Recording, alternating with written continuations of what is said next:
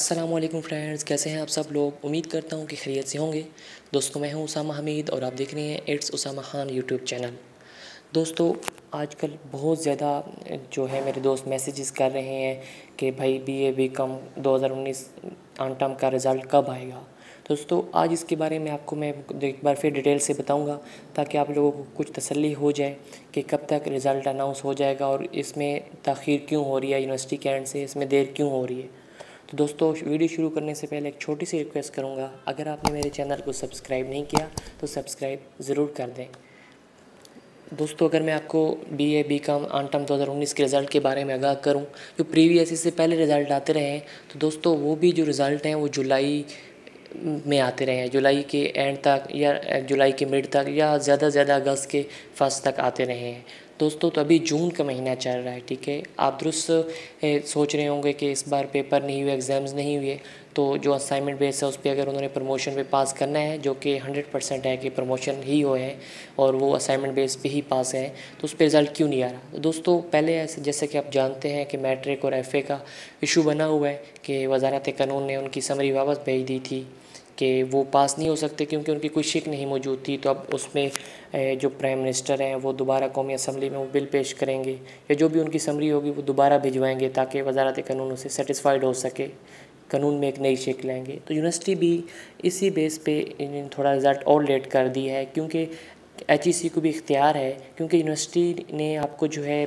Degrees نہیں دینی، degrees جو اپلائی کریں گے آپ HEC کریں گے، HEC آپ کو ڈگری دے گی آپ کی، ٹھیک ہے، چاہے BA ہو BCom ہو، یہ آپ کو HEC سے ڈگری ملنی ہے۔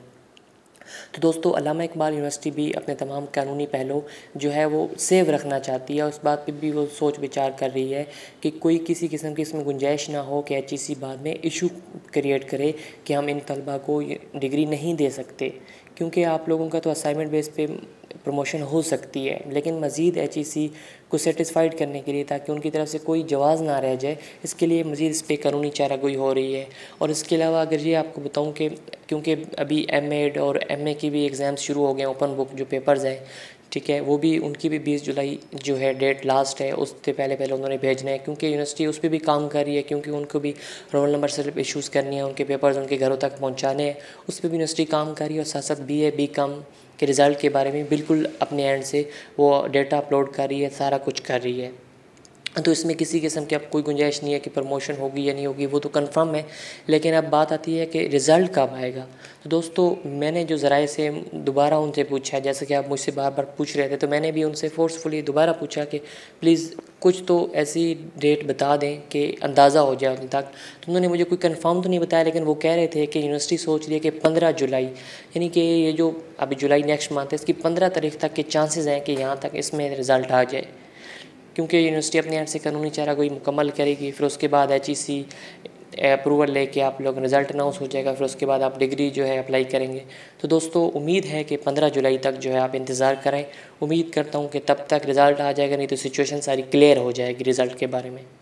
تو دوستو اگر آپ نے میرے چینل کو سبسکرائب نہیں کیا تو سبسکرائب ضرور کر دیں تاکہ جو ہی رزلٹ کے بارے میں کوئی انفارمیشن ہے یا آپ کے BA/BCom کے حوالے سے کوئی بھی اپڈیٹ آتی ہے رزلٹ کے حوالے سے یا رزلٹ اناؤنس ہوتا ہے، تو سب سے پہلے انشاءاللہ میں آپ کو چینل پہ اپنے نیوز دوں گا۔ تب تک کے لیے اللہ حافظ۔